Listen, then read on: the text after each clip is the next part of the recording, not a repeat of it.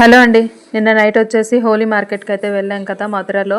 అక్కడ వచ్చేసి ఈ బొమ్మ అయితే మేము తీసుకున్నాము. ఈ కలర్ అయితే మాకు నచ్చింది. అక్కడ పెట్టే బొమ్మల్ని చూస్తుంటే సెలెక్ట్ చేయడం చాలా కష్టం. పెద్ద పెద్ద బొమ్మలు కాకుండా మీడియం సైజ్ లో ఇంకా చిన్న సైజ్ లో చేసినా సరే చాలా నీట్ గా క్లీన్ గా చేశారనమాట. డెకరేషన్ కూడాను బాగా చేశారు. మా ఇంట్లో పూజ వచ్చేసి నేను సింపుల్ గానే చేసుకున్నాను.